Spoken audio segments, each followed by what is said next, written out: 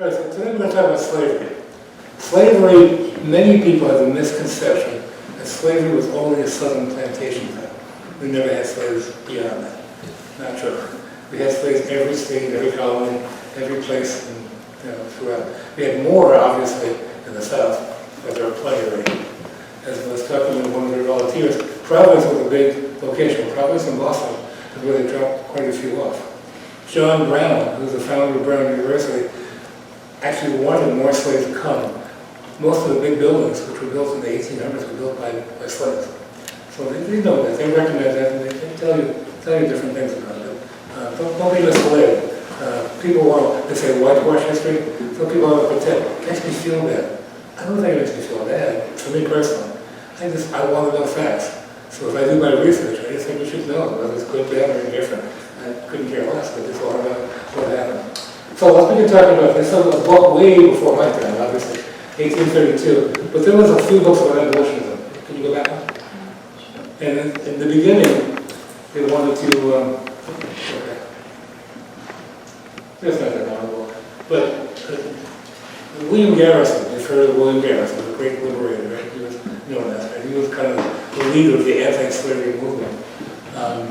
His good friend, this guy's name Arnold, wrote a book, and he talks about the treachery, the horrors of slavery. He talks about how cruel they treated people.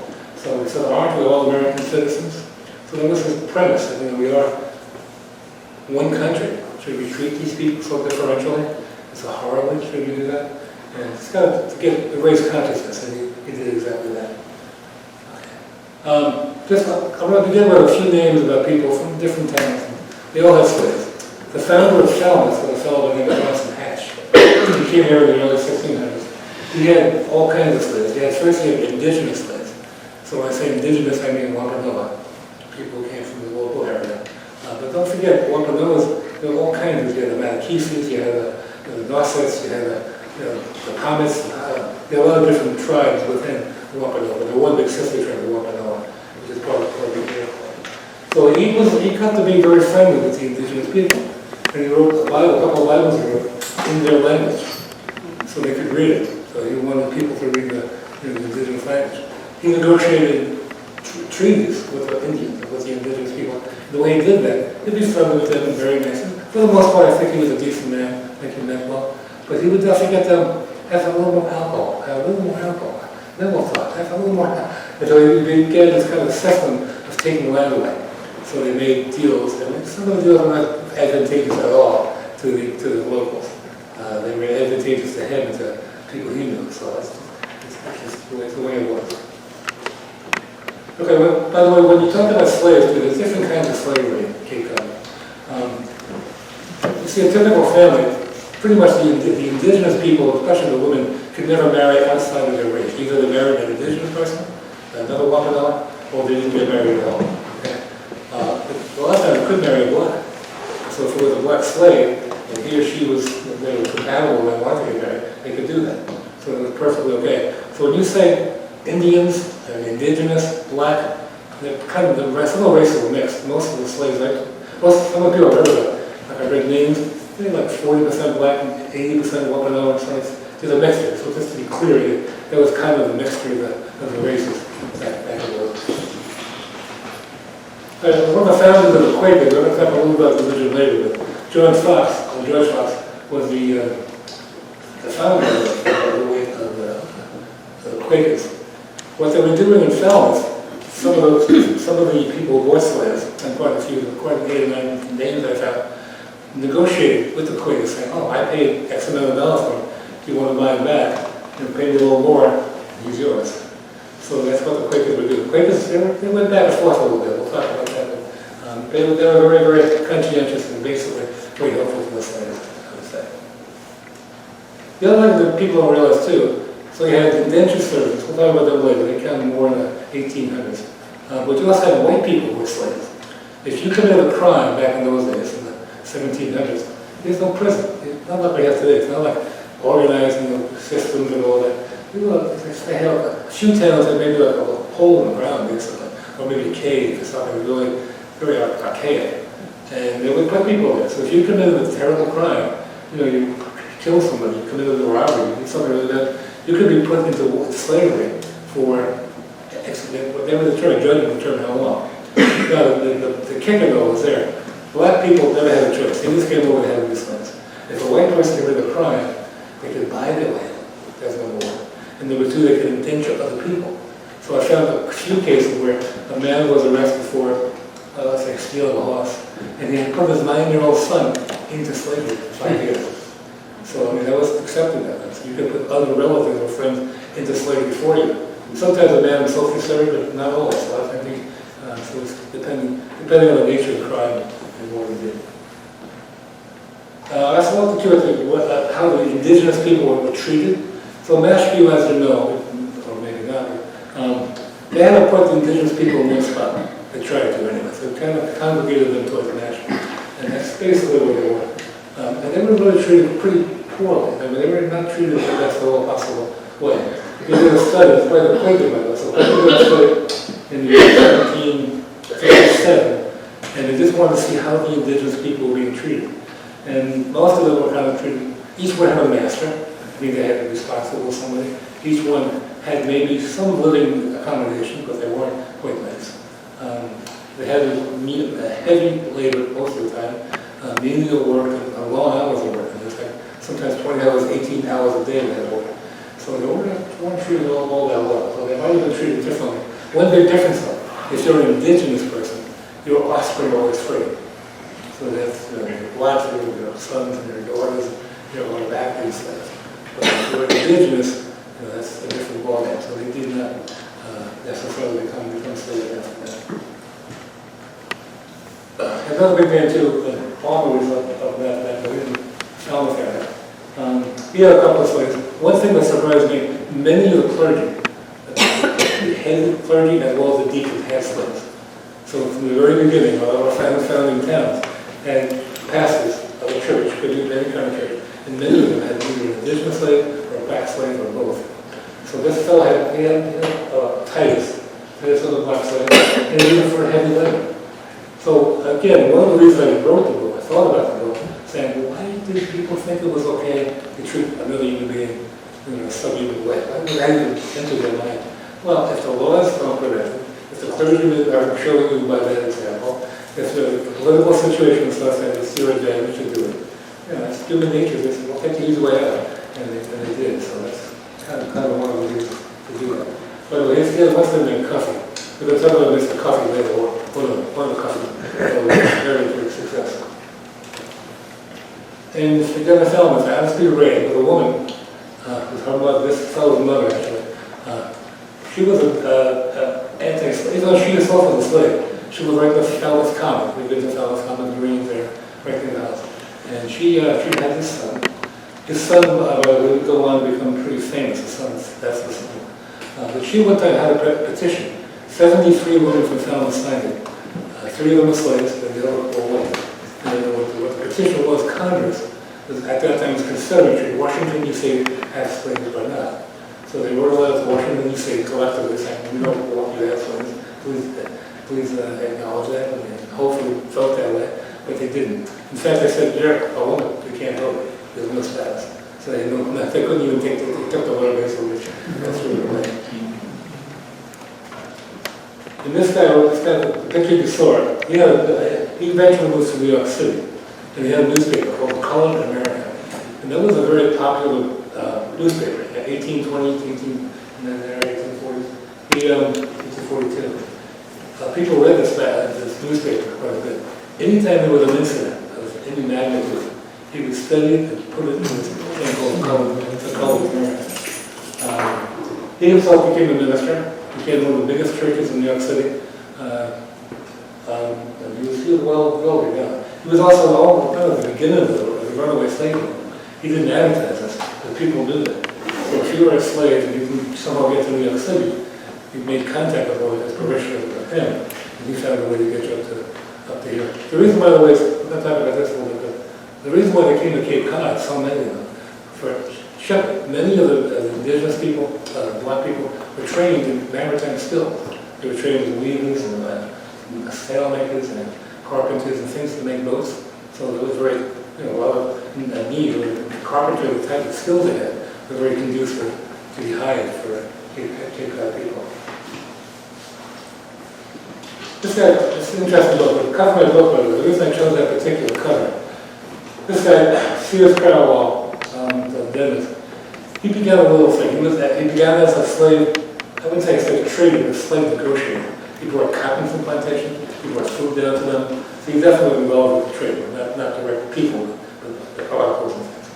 And then all of a sudden, after 10 years, he realized how wrong that was. And that happens a lot. As they go along, a lot of people kind of begin the slave trade and change later to convert that being abolitionists. Well, he began this little thing. When I was a boy, maybe you too, a little box where the march of dimes, had a little box, and you would put nickels and dimes and whatever quarters. And the priest or somebody from the town would come along and say, they're here to collect. That's what we collect money. So he began that every town in the Cape had a box that looked just like that, with eBay. And you put your coins in there, and then eventually give it to the minister of your town, and they collect it, and that's what they use to fight, protest against slavery.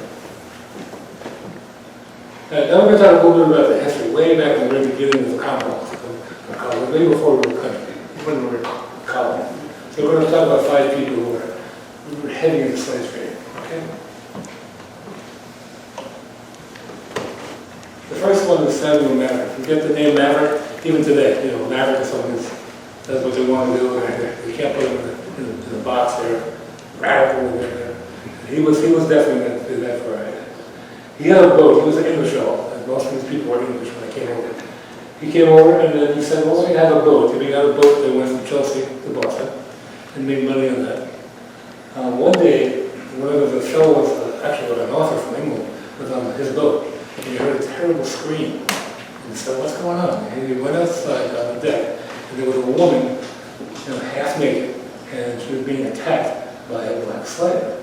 And he said to Maverick, the owner, he said, what's going on? He said, I told my slaves I don't want more children. So he didn't care. He was just violent. He told us he would rape women, he would do all kinds of things just to increase his wealth to get more slaves. So that's the kind of guy he was. He was around for 15, 20 years in Boston. Douglas Square, there's like a little Bible there. If you know Boston, today's called Union Square. So if you know Boston a little bit, there's a particular area where a lot of the black people resided and lived. So they eventually changed the name from one to the other. He was our second governor, and he had no opposition. In fact, he didn't have slaves himself, but his sons, his relatives, his grandchildren, they all had slaves. He was the founder of Harvard, by the way, and Newton, the town of Newton as well. Okay? Usher the Minnesota. Usher came over from England. If you go to Somerville today, Somerville's a little part of it, kind of like an island, like a little chap in the island. They gave him quite a bit of territory, and he built a big farm, a 600-acre farm. Our very first one, Governor Lindstrom, gave him this land, and he developed it with slave labor.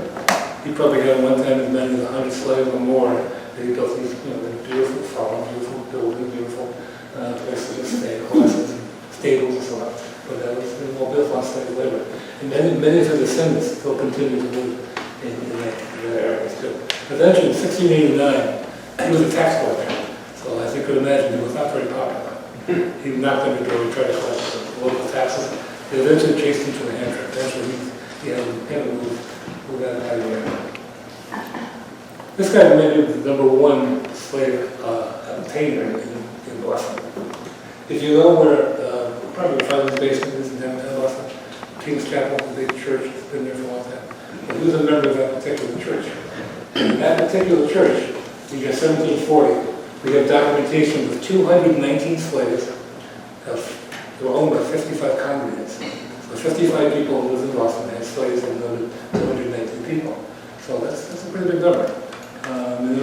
It became a little bit bigger in the mid-1750s. It diminished a little bit in gross numbers. But in actual numbers, the number got bigger, but in comparison to the number of the whole population, it seems small. It's more percentage, but it's still there. Peter Fennell, that's another name. We talk about changing Fennell home forever. He was a slave trader, a big slave trader. He was one of the richest men in Boston. He had ships that go in and out of the harbor all day long. And he wanted to take full advantage. His his relative left him a lot of money. I'd say controlled maybe close to 30 to 40% of the shipping coming into Boston Harbor for a long time. He eventually gave that building, Faneuil Hall, with no cost to the city. He said, just use it as a meeting house, which it was, so it was a meeting house. So the good news is, in the beginning, slave trade would occur right in front of his front door at slave market. So if they brought slaves over, he would be there and they would walk on slaves and make up purpose and buy slaves there. Inside the building, sometimes they had the kind of the particulars of checking the slave over. If you want to make a good purchase, you got to check it over.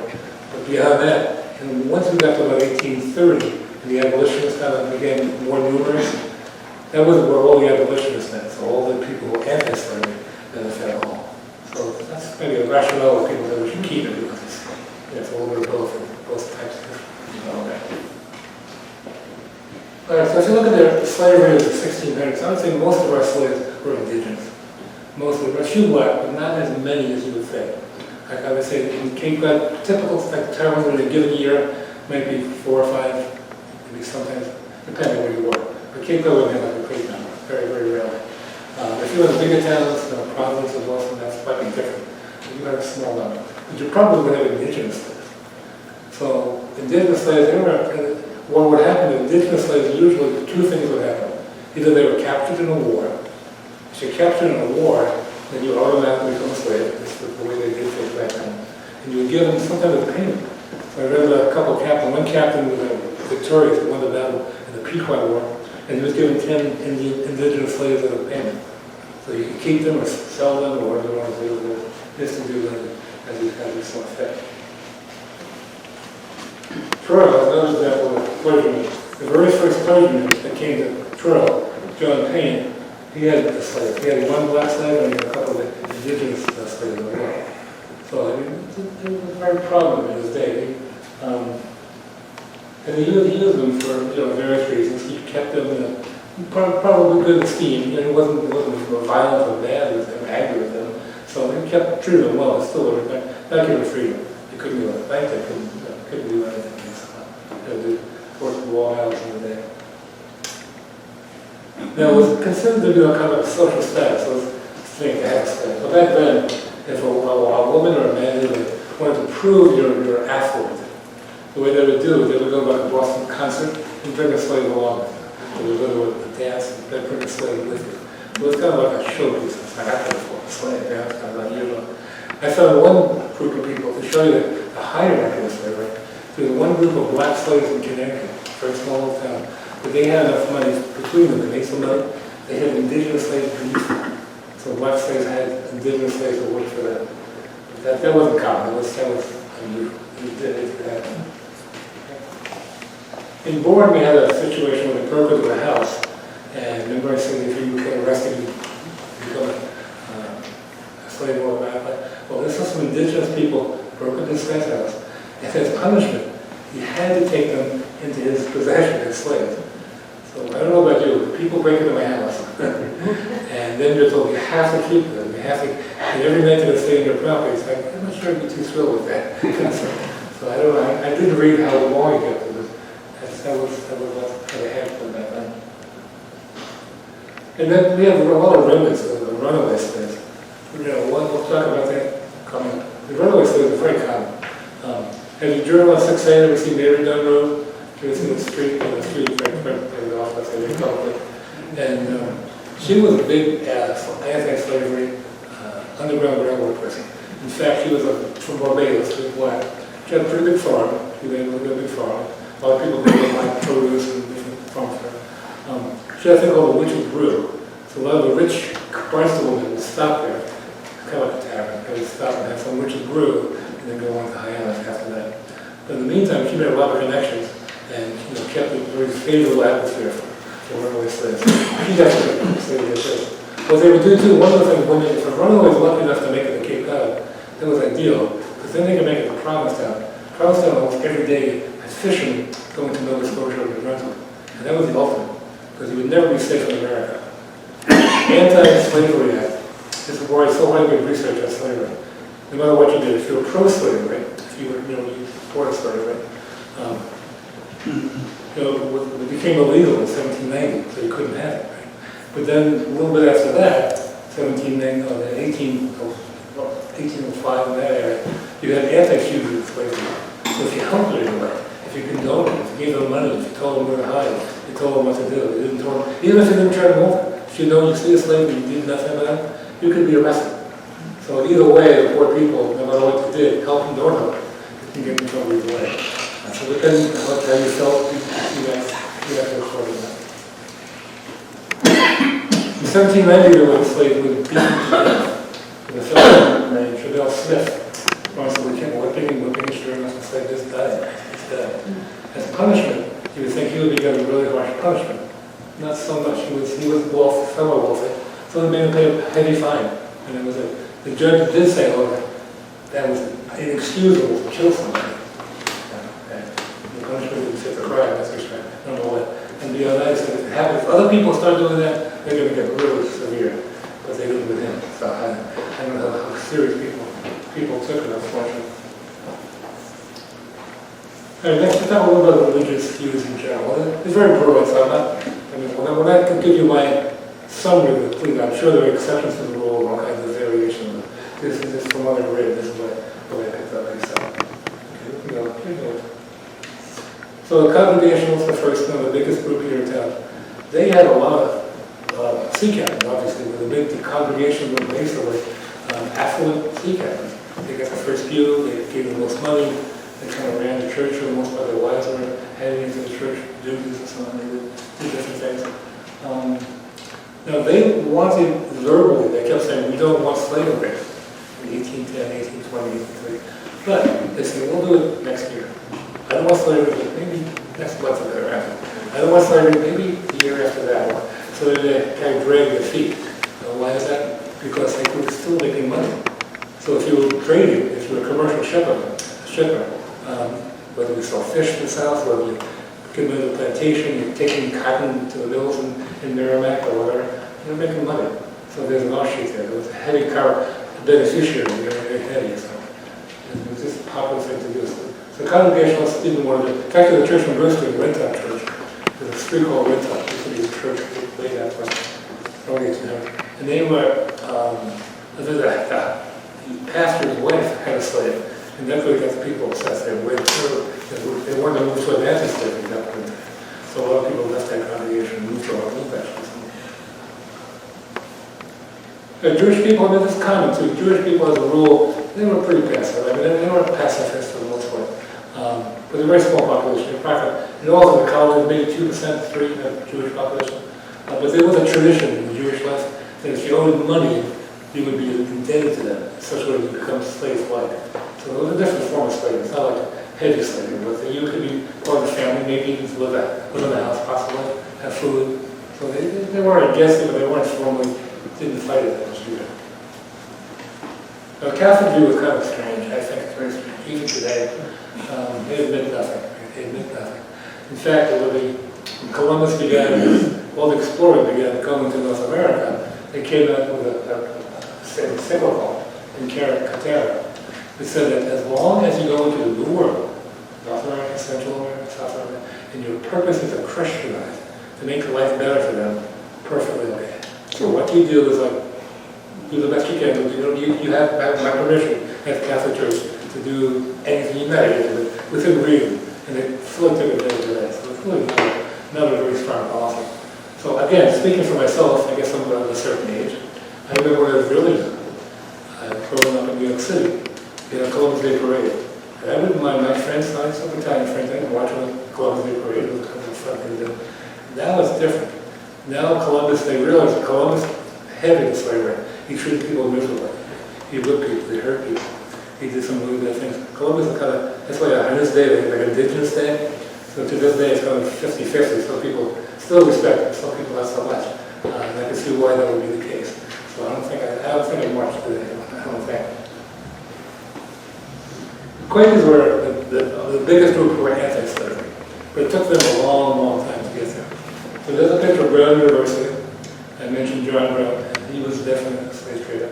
He had a brother, Moses, who was pro-slavery. And they kept going back and forth. Well, is it good to have them? Is it not good? They kind of debated all the way through the 1700s, pretty much. Whether or not they wanted slavery or not. Sometimes one. In fact, there was a fellow by the name of Benjamin Lundy. They had a national convention in Philadelphia. So Lundy went to the Quaker convention. He wanted to get slavery completely abolished. That was his goal. He put some pig blood inside his jacket. Took out a big knife in the middle of the convention, stabbed himself, and pretended he was murdered, pretended he killed himself. In reality, he was just putting on a good show to get people's attention. He said, there shall never be slavery in this state again in Philadelphia or in this city. Didn't work out. It didn't pass the rule that he wanted. He wanted to abolish slavery right then and there. So the Quakers did that thing, but it took a little bit of time to get. You probably know this story, but we had slaves taken from Cape Cod for quite a while.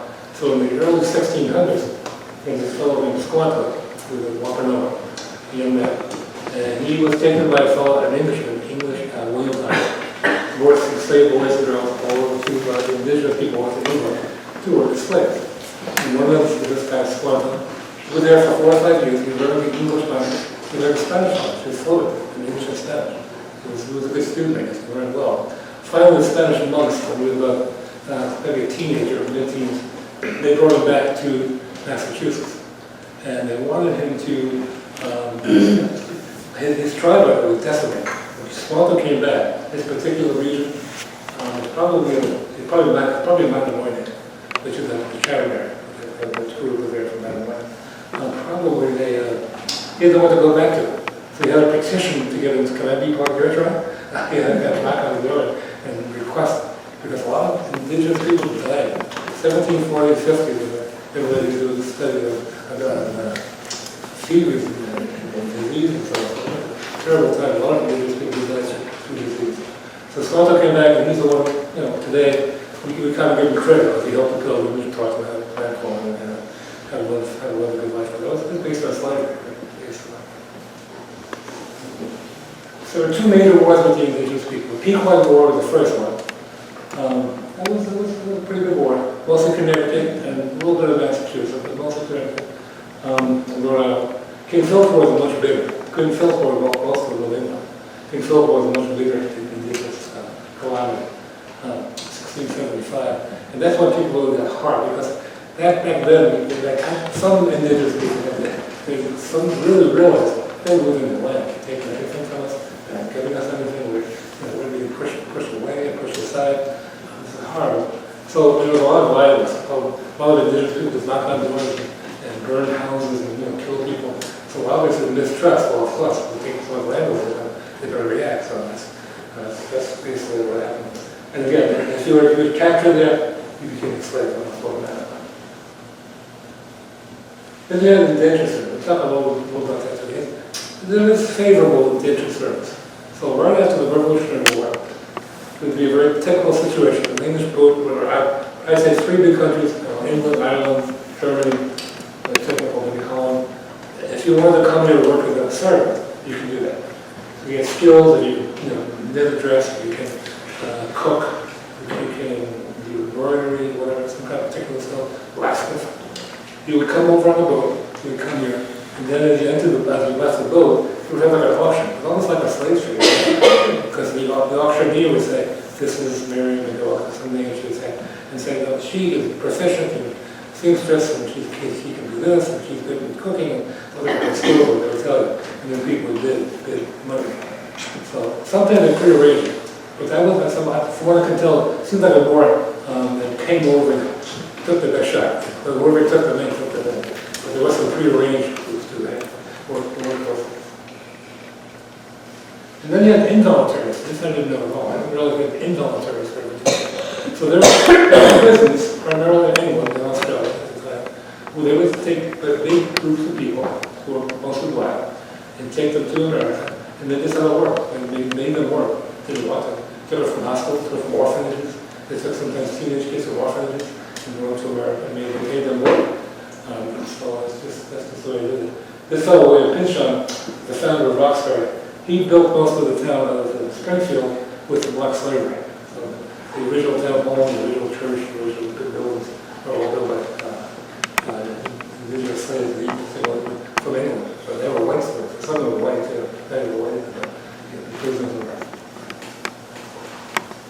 You know, the British people also contributed to slavery. The British, they did their share. They were probably more to slavery than the Americans were in a way. And they slaved everywhere. John Hawkins, who went very well, famous, well-known slave trader. You see a seal. You know, you're also got a crest like that. You have to be approved by the Queen. So he was knighted. And as you see, a very prominent black slave figure on top of the shield. So the Queen had no problem. The Queen said, yeah, that's how you make the money. That's how you make the money. That's how he prospered through slavery. The Queen was quite okay with that. Also, slaves came from Indigenous and fair animals. And they did pretty well. He did Africa very well. Let me tell you a story too about George Washington. I'm sure you all heard of him. He had a black slave. Her name was Owner Washington. Slaves would usually take maybe a first name of somebody they knew, or give them a name, and then they took the name of their master. So she was born in Washington. So when Washington became president, he became president first. The city of the country was New York. So she lived in New York for a while. Okay? And then eventually she moved to Philadelphia. And when she moved to Philadelphia, she realized that Philadelphia people, for some reason, treated the black people a little bit differently. If you're a slave, they can go out of the bank, they can come up, they can go to concerts, they can do the flags, be free, maybe a bellman, do certain things. So she ran away. She said, I ain't going to get out of here. She escaped from the Washington family. She would actually belong to Martha Custis. She had Martha had no money left over in Georgia. That's what he had to do with power. And he kept her for a while. Then he finally said, you know, the president, I just can't let this go. So no matter what he did, it'd be wrong. If he came up too heavy and grabbed it, all the New England people would be thrilled with that. If he just let it go and did nothing, then the Southern people wouldn't be happy at all. So he had to be really careful with that. He tried negotiating several times. Eventually she wanted to go to England. He just said, she was too left. And we moved forward again. But that was not atypical. I wouldn't say it was typical either, because she had the wherewithal to escape. Most black slaves couldn't escape, but she had connection and she was able to escape. I don't know, can we go back on? This picture, I always found this interesting. I'm not sure what kind of face you think the guy's making. Is he saying, can you believe this? I'm not sure what he's saying in his mind. But he's looking at slaves being sold and bought. He's saying, my God, can you believe this? It's kind of weird. But we did. Again, slave markets were very common in anywhere. Now this is the kind of divided one. This is when the Quakers actually made their mind up. There was a ship called the Salad. The two brothers we'll talk about before. They had a big ship, about 200 slaves on the ship. And by the time they got landed in Providence, there's only like 90 people alive. And they would be killed or died. I mean, if you were in those, when you're come over on a slave ship, you're chained to someone on the deck. Never go overboard. You know, if you sell them. You spend 3 months sometimes with minimal food. You know, if the guy next to you has yellow fever or some kind of disease, too bad, because they're just going to be chained next to him, right? Because they're removed from the time. So no treatment. With horrible condition. Some of them even committed suicide. Then this particular ship, about a third of them just kind of jumped off board. They just couldn't, they didn't want to stay. I thought they did. They found a way just to jump over. And after this, the two brothers kind of got together and said, yeah, this is wrong. This is wrong. If people are just throwing themselves in the ocean and we're causing this, that's wrong. Fully wrong. So that's when the Quakers took an official stand. They were the first church to condemn slavery. And here the crest, though. This is our first crest of the colony of Massachusetts. You see the indigenous person. You see the banner above his head? It comes over and says, come over and help us. I could be wrong, but I don't think that the local natives woke up one day and say, oh, let's have all these English people come over and help us. That's good.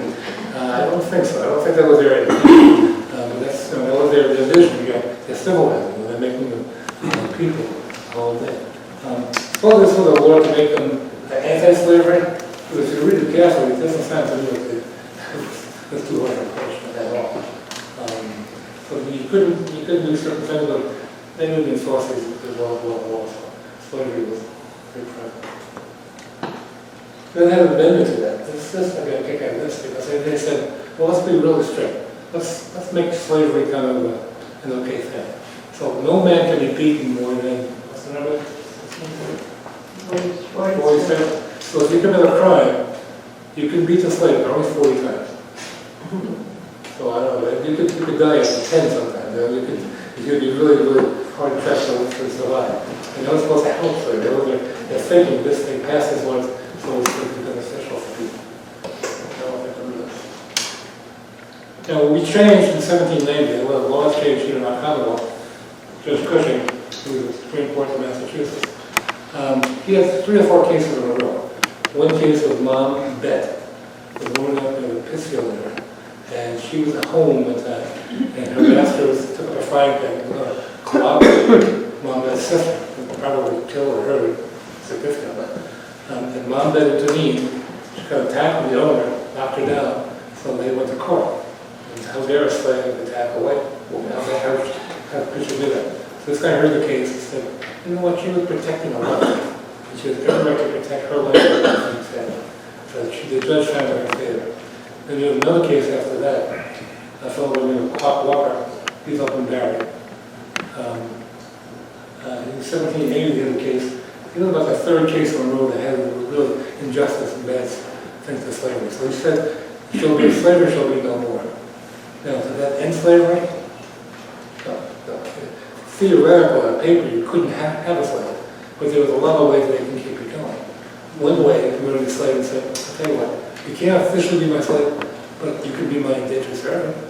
Can I keep you and work you and keep you having that? Sometimes they had no choice. They didn't know anybody, they didn't know language, they didn't know much. So you was done all along. So there's a couple ways to do it. Just bullying it, because you don't do it, you'll be in big trouble. So that lots of it kept the slavery going. Slavery really was up until the Civil War was here. Okay. Then we'll talk a little bit about sea captain. That's kind of my main interest. I love sea captain, the thing that they did benefit. So we'll talk about that. Okay. The whale is a whole different thing. Whaling, there's like 3-4 major parts of Cape Cod Sea captains. Whale is, I say, maybe make up about a third of all sea captains. And there were a couple of sea captains who were black, born either in Nantucket or different islands, different places, some of them Cape Cod, who became captains of their own ship, and they became acceptable. I'm sure when they moved into a boating area, like coming into Boston Harbor, all black crews, I'm sure they were taken back by many people were surprised. That was not unusual.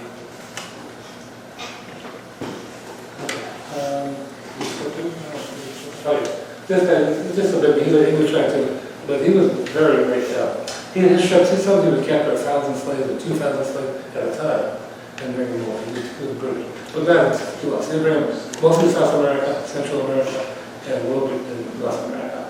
And he was kind of considered the king of the slaves. Interestingly enough, he was arrested twice, but never prosecuted. First time he managed to escape, and the jail said, I don't know what happened. I had him custody. I'm pretty sure the slavery was kind of a little incentive to give the key to get him out of jail a little bit. And another time, he was in the middle of the corporate season, a group of people raided the courthouse, and these guys escaped. So he never got tried for his deeds. So I said before, if you involved in a sea captain, chances are pretty good, maybe either directly or indirectly, you made some kind of money through the slave trade. What a typical trade run would be, you take wood from Nova Scotia, Massachusetts, or Maine, you bring it over to Africa, you use that as your collateral, you trade for something, could be slaves, could be anything, could be rum, could be whatever it could be. And then they went to the West Indian Islands, they were there for slaves, and they had a lot of in that. So if you love anything of that nature, anything with rum, anything with sugar, anything with molasses, you'll make a money, you'll definitely make a money.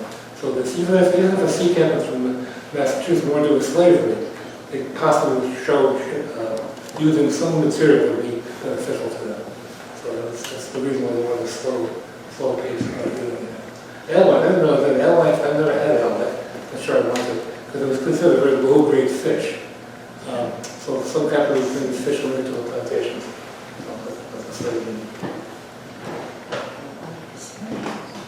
Austin Burris is one of my heroes.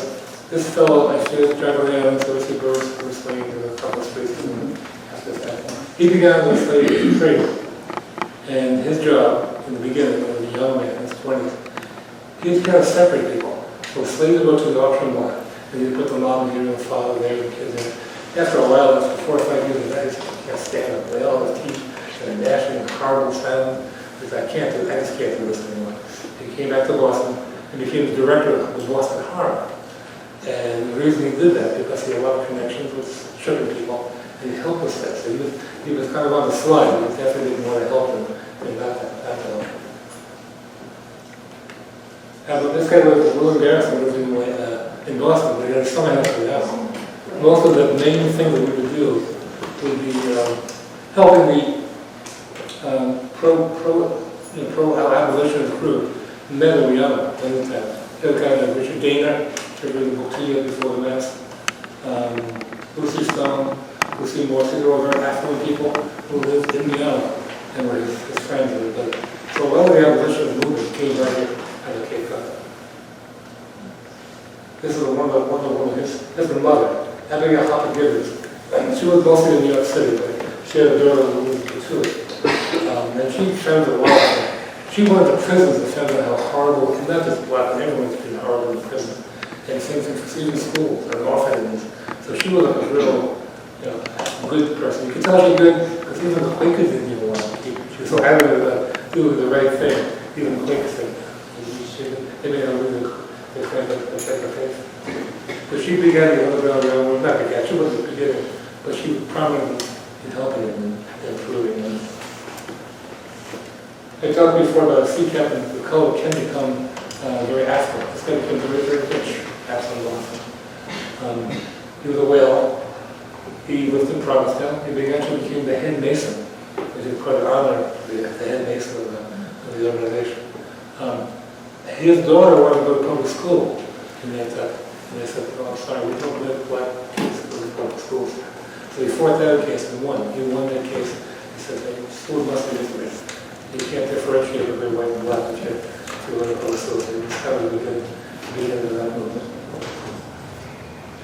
This guy, Paul Cuffey of Nashville, he was out of Cuddle. He was out of Ridley born, I think, when he was an engineer.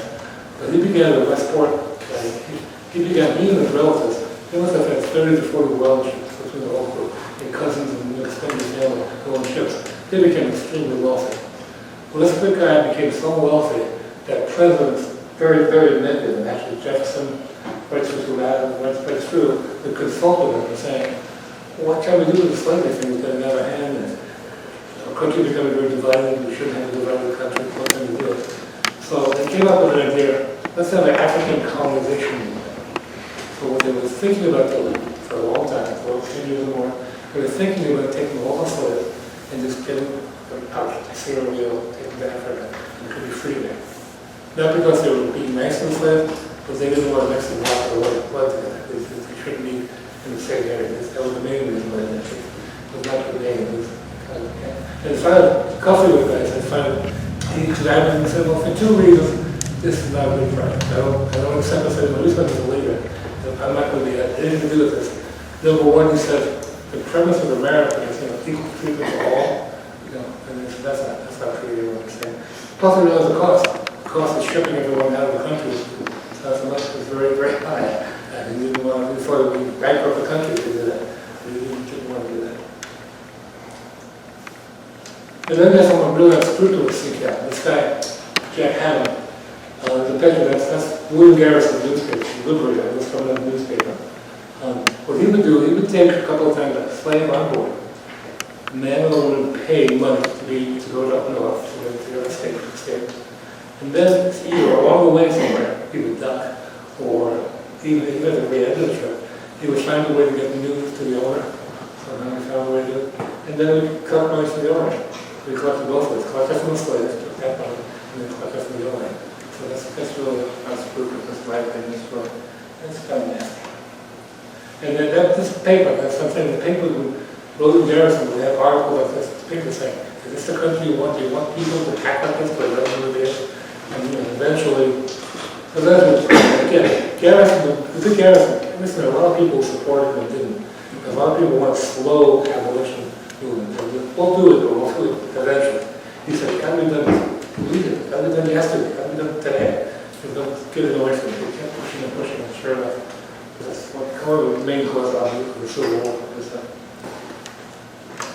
This guy was about Harvard. This guy was John Jonathan Walker.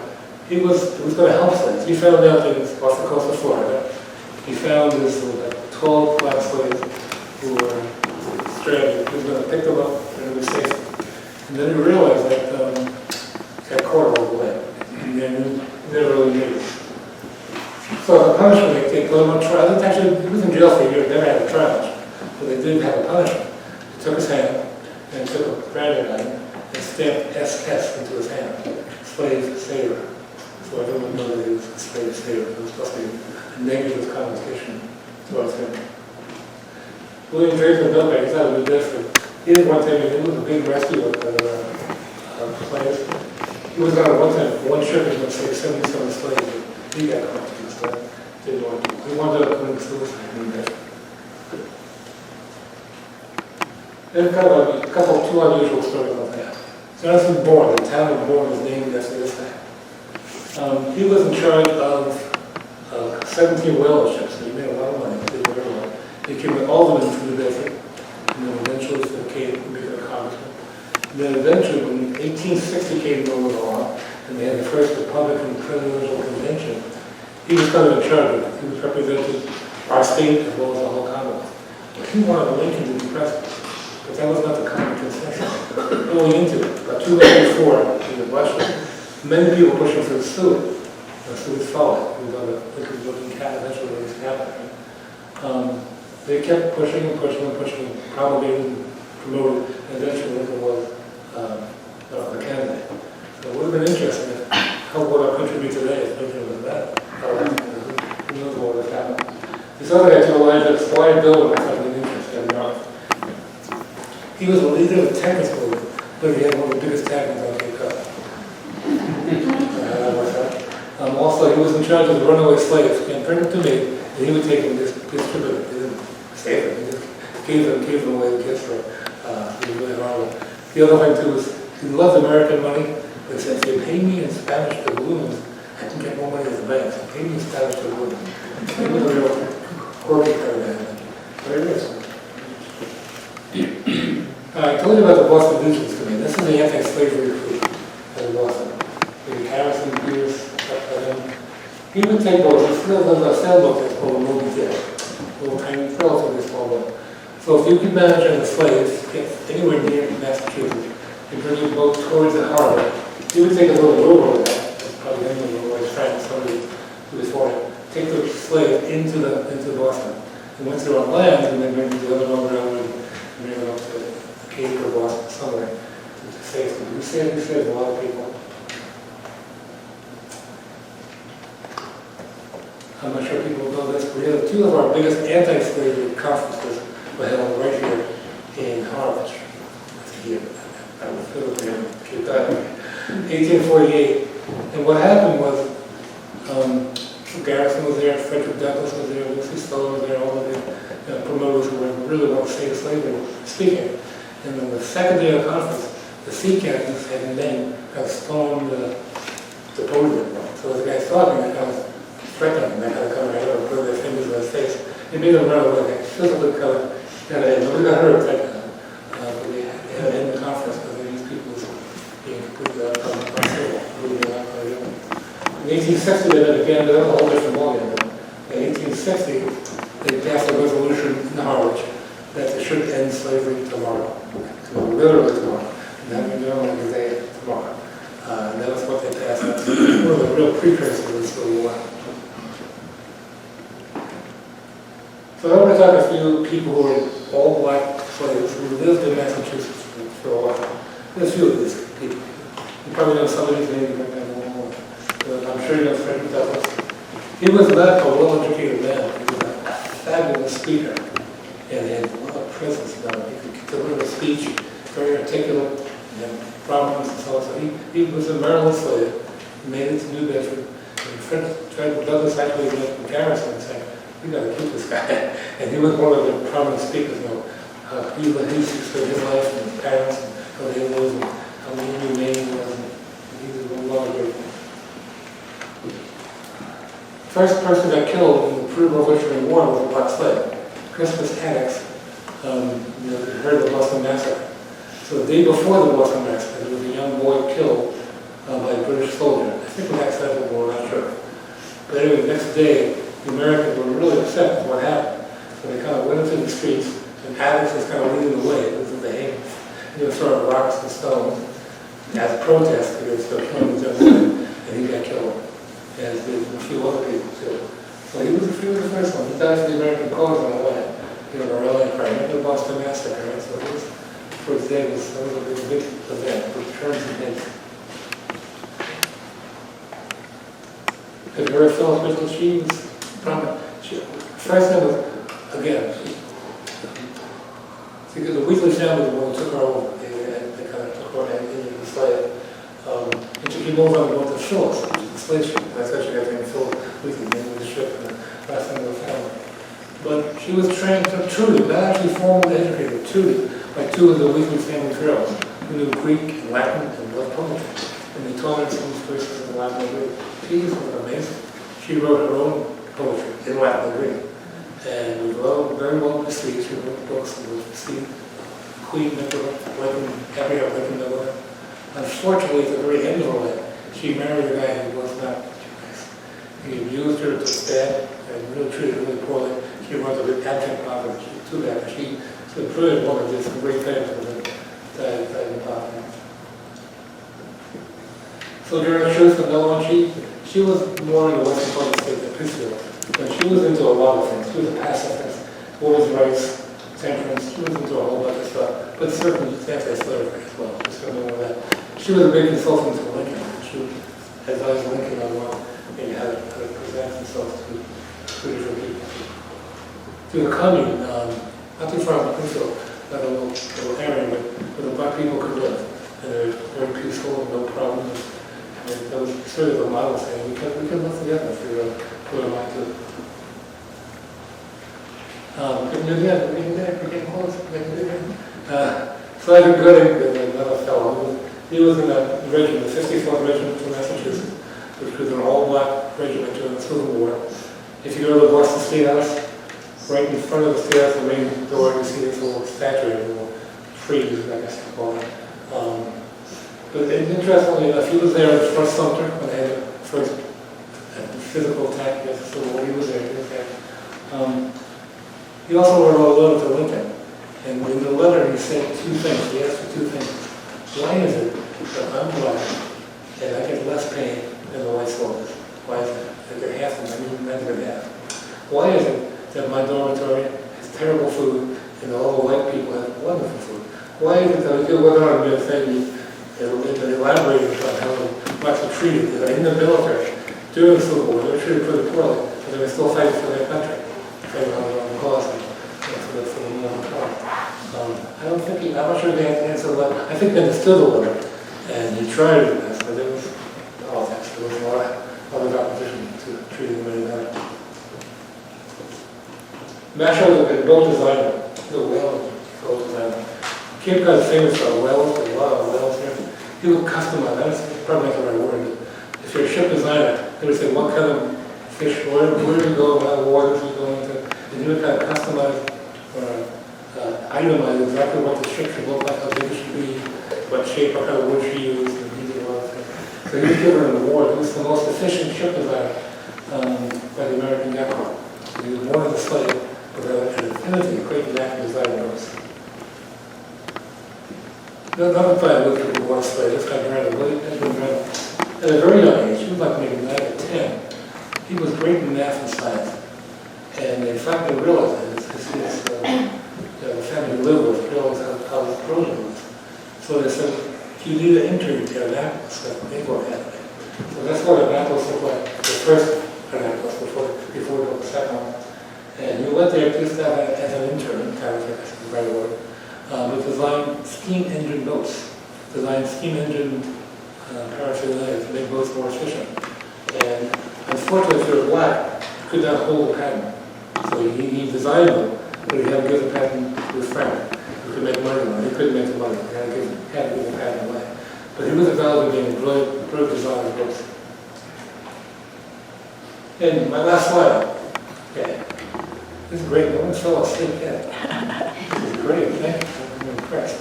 William Apples, in Nashville you had most of the indigenous people living. Well, he was a black fellow himself, well educated. He went to seminary at school. He too was in the army, and he realized how badly they were treated. He wrote about that. They wrote a book called Jesus of the Forest, which kind of enumerated all the ways that especially the black combination of black and indigenous together, and they were treated poorly. He was both. And this epitomizes that's how poor things were in his day. And ironically, even though a lot of indigenous people made some really bad deals because of alcohol, he died at chronic alcohol. So he comes from pressure. So, that's it. Anybody have questions? Questions, comments? Yes, sir. Yes, ma'am. Did many natives run away? Oh, yeah, they tried it. They sure tried it. The natives had more luck. Because it's very easy for the indigenous slaves to run away. They knew the territory, they had connections, they knew where to go. The black slaves, they didn't do the language barrier, they couldn't speak a language half the time. It was expensive for them to make an escape. This picture struck me at the beginning. There seems to be an animal on top of his back. Do you know what that's about? Sure. He's being whipped, but there's an animal. I don't know if it's... Oh, yeah. Yeah, that's a good question. I'm not sure what it is.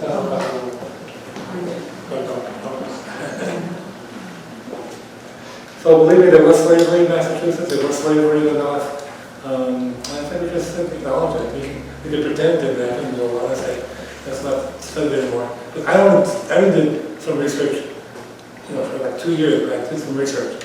I'm sure if I dig deeper, I'm sure there's a lot more. But when I said the sea captains didn't put them in their laws, they couldn't say I held the slave or I didn't hold the slave. It was illegal to do either one. So they're not going to write in there in the diary of their trade books. So you have to kind of really dig deep. One way you can definitely know there were slaves, if you look at the town records on wills, anytime someone says, I leave Nathaniel to my son, I leave Ezekiel to my daughter. If you just have the first name and not the last name, that means you're a slave. Definitely a black slave. Not even indigenous, but we know. And every town we recognize that. It's every single town. So did you learn a few things, maybe? Yes. Good. Okay, buy my book, please. Thank you very, very much.